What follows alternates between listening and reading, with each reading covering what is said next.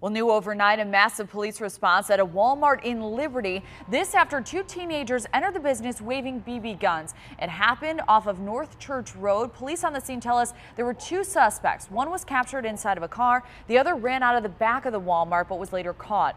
Police evacuated all employees and customers from the store and no one was hurt, but customers were scared.